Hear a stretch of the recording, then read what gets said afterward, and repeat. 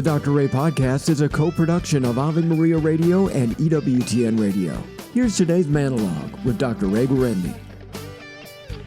I fought Facebook for a long time, and I decided, okay, no, I'm going to try to connect, make friends with people using Facebook principles.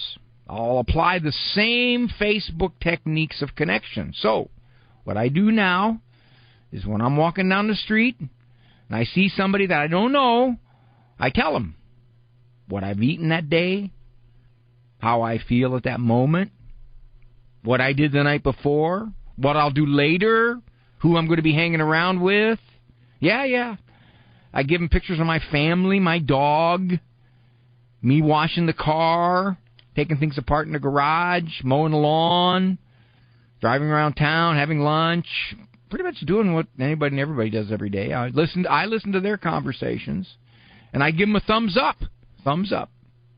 And I tell them I like them. And it's working. It is really working. I already have 4 followers. Yep.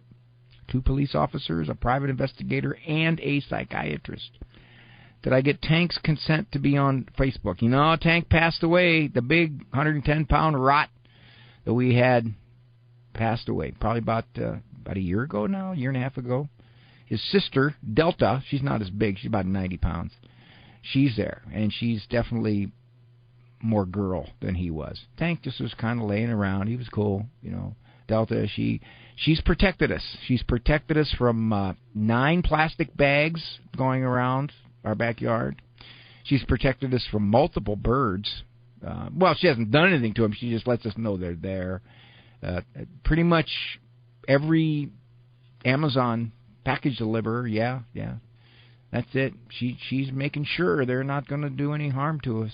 Mm-hmm. Nice to have you. Somebody comes into my office, marriage counseling, and I might make a suggestion that one of the spouses, and more often the guy, to be more affectionate. His spouse is craving the slightest morsel of it. An answer I get might be, that's not me. That's not who I am. I'm just not an affectionate person. Or I might suggest in a marriage conflict that the wife be a little more reluctant to get into arguments with the guy's dad. And she says, well, I'm just an assertive person. That's me. I'm assertive. When we say that that's not me, I think a lot of the time it means that's not what I want to do. Okay, I understand that if somebody says, would you like to go to that party and have a drink? And no, that's not me. That's understandable. That's not a preference. But if it is something that would do good, for example, you got an aunt. She's 88. She's in a nursing home. And her daughter who's 57, asks you if you want to go visit her.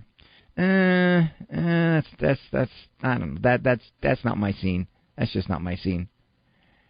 What's that really saying?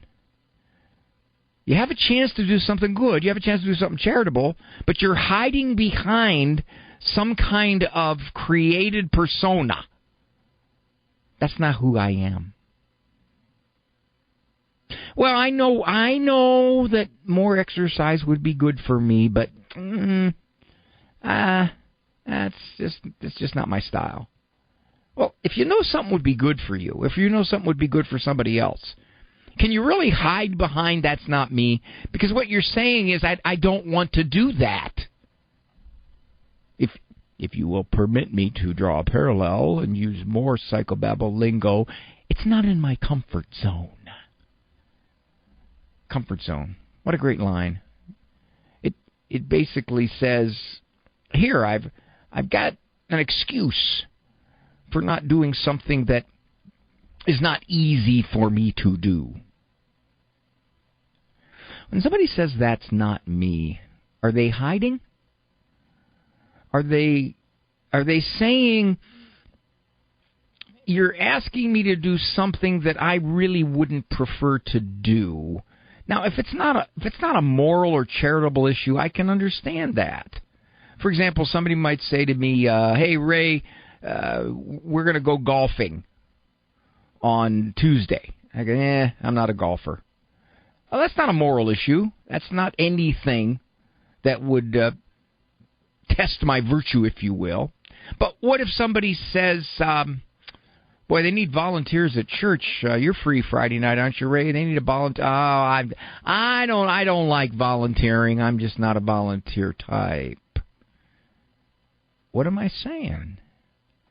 Am I saying I've already established what I will and will not do according to the traits that I ascribe to myself as a person?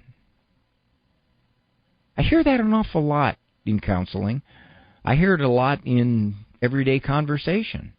That's not who I am. And I'm tempted to say, well, maybe it should be who you are. If you claim to be a Christian, a follower of Christ, maybe you ought to alter who you are to have a more charitable who you are. There's a lot of things I would prefer not to do. And I could say, nah, that's not me. But I know it's a good thing to do. And therefore, I better work at getting over me. More of Dr. Ray's Monologues can be found on his website, drray.com. Monologues as well as full-length programs of The Doctor Is In can be heard at AveMariaRadio.net and EWTN.com/radio.